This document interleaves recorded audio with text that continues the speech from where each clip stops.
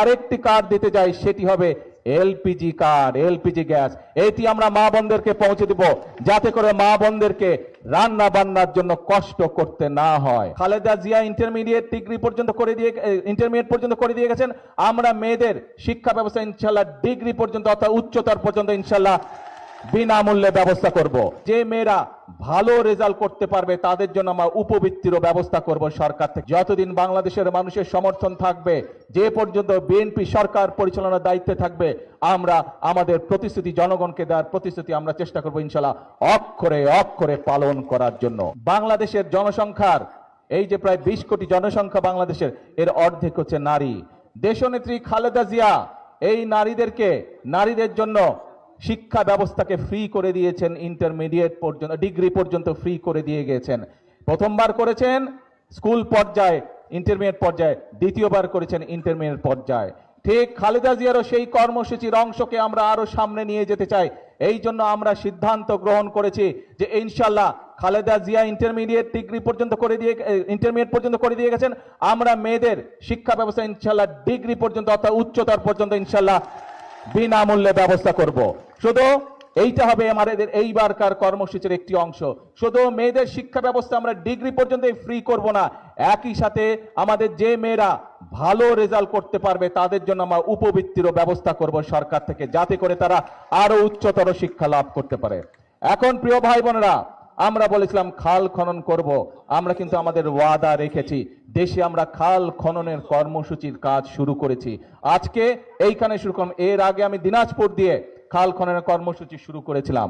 প্রিয় ভাই বোনেরা, আমরা বলেছিলাম মা বোনদের যেরকম শিক্ষার ব্যবস্থা আমরা ডিগ্রি পর্যন্ত থেকে শুরু করে উচ্চতর পর্যন্ত আমরা ফ্রি করব, একই সাথে উপবৃত্তি দিব আমরা যেরকম, ঠিক একইভাবে আমরা বলেছিলাম এই মাদেরকে শিক্ষার পাশাপাশি স্বাবলম্বী করার জন্য আমরা ফ্যামিলি কার্ড দিব মা বোনদের হাতে। বিশেষ করে যে সকল মায়েরা, যে সকল বোনেরা পরিবারের প্রধান, সেই নারী প্রধান পরিবারের হাতে, পরিবারের প্রধান নারীর হাতে আমরা ফ্যামিলি কার্ড পৌঁছে দেব, সেটারও কাজ আমরা শুরু করেছি।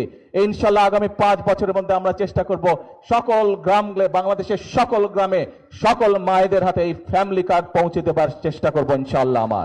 আমরা এর মাধ্যমে প্রতি মায়ের কাছে, প্রতি নারী পরিবারের প্রধানের কাছে আমরা মাসে সরকারের পক্ষ থেকে ইনশাল্লাহ 2500 টাকা করে পৌঁছে দেওয়ার ব্যবস্থা করব, যাতে করে তারা তাদের সন্তানদের দেখভাল করতে পারে, তাদের সন্তানের পড়ালেখা দেখভাল করতে পারে ভালো করে, তাদের সন্তানদেরকে 2-4টি ভালো খাওয়াতে পারে, যাতে করে তারা মা বোনেরা একই সাথে সেই 2500 টাকা থেকে ছোট ছোট উদ্যোগ গ্রহণ করতে পারে। হাঁস পালন, মুরগি পালন, গরু ছাগল পালন, এরকম কাজ করার মাধ্যমে, এরকম ছোট ছোট ব্যবসার মাধ্যমে যাতে মা বোনদের একটা নিজের রুজি রোজগারের ব্যবস্থা, সেটি আমরা করতে চাই। প্রিয় ভাই বোনেরা, আমরা 2 দিন আগে আরেকটি সিদ্ধান্ত গ্রহণ করেছি। এই মা বোনদের একটি ব্যাপারে খুব কষ্ট হয়, রান্না বাড়ির ব্যাপারে কষ্ট হয়, সেটি গ্রামের মা বোনই হোক, সেটি শহরের মা বোনই হোক। আমরা যেরকম সারা দেশের মায়েদের কাছে আমরা যেরকম ফ্যামিলি কার্ড পৌঁছে দিচ্ছি, সেরকম আরেকটি কার্ড দিতে যাই, সেটি হবে এলপিজি কার্ড, এলপিজি গ্যাস। এটি আমরা মা বোনদেরকে পৌঁছে দিব, যাতে করে মা বোনদেরকে রান্না বান্নার জন্য কষ্ট করতে না হয়। প্রিয় ভাই বোনেরা, আমরা বলেছিলাম যে বিএনপি সরকার গঠন করলে কৃষক ভাইদের জন্য আমরা কৃষি কার্ড দিব। কৃষক ভাইদের আমরা 10,000 টাকা পর্যন্ত কৃষি ঋণ যেটা আছে সেটা আমরা মওকুফের ব্যবস্থা করব। আল্লাহর রহমতে আমরা সেই কাজে শুরু করেছি এবং সরকার গঠনের প্রথম 10 দিনের ভিতরে আমরা কৃষকদের যাদের 10,000 টাকা পর্যন্ত কৃষি ঋণ ছিল তাদের সেই কৃষি ঋণ আমরা মওকুফ করেছি। প্রিয় ভাই বোনেরা, আমরা বলেছিলাম দেশের বিভিন্ন জায়গায় বিভিন্ন মিল কলকারখানা বন্ধ হয়ে গিয়েছে।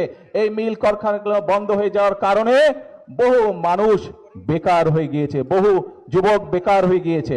আমরা বলেছিলাম এই কলকারখানাগুলো চালুর ব্যবস্থা ইনশাল্লাহ আমরা করব। আমরা সেই কাজেও হাত দিয়েছি। আগামী 2-4 মাসের মধ্যে ইনশাল্লাহ বাংলাদেশের অনেকগুলো বন্ধ হয়ে যাওয়া কলকারখানা আবার চালু করা সম্ভব হয়, যার ফলে অনেক বেকার যুবক নতুন করে কর্মসংস্থানের সুযোগ পাবে। শুধু তাই নয়, আমরা বিভিন্ন শিল্প উদ্যোক্তা যারা আছে তাদেরকে আমরা ডেকেছি, তাদের সাথে কথা বলছি, তাদের বিভিন্ন অসুবিধা যেগুলো আছে সেগুলো আমরা সরকারের পক্ষ থেকে সমাধানের চেষ্টা করছি, যাতে করে তারা নতুন শিল্প কারখানা তৈরি করে এবং যাতে করে এই দেশের যারা তরুণ যুবক আছে যাদের কর্মসংস্থান নেই, যারা বেকার হয়েছে, তারা যাতে কর্মসংস্থানের সুযোগ পায়, সেই কাজও আমরা শুরু করেছি। প্রিয় ভাই বোনেরা, আমরা বলেছিলাম যে মসজিদের ইমাম বলেন, খতিব সাহেব বলুন, মুয়াজ্জিম বলুন, বিভিন্ন অন্য ধর্মের যারা ধর্মীয় রয়েছে তাদেরকে আমরা ব্যবস্থা করব সরকার থেকে তাদের জন্য একটি সম্মানের, সেই ব্যবস্থার কাজও আমরা শুরু করেছি এরই ভিতরে। অর্থাৎ এই যে কটি কাজের কথা আপনাদের সামনে আমি তুলে ধরলাম প্রিয় ভাই বোনেরা, এই সকল কাজগুলো আমরা করতে চাই এই দেশের মানুষের জন্য। এবং আমরা যে জবান মানুষকে দিয়েছি, যে প্রতিশ্রুতি দিয়েছি, আমরা যতদিন বাংলাদেশের মানুষের সমর্থন থাকবে, যে পর্যন্ত বিএনপি সরকার পরিচালনার দায়িত্বে থাকবে, আমরা আমাদের প্রতিশ্রুতি, জনগণকে দেওয়ার প্রতিশ্রুতি আমরা চেষ্টা করবো ইনশাআল্লাহ অক্ষরে অক্ষরে পালন করার জন্য।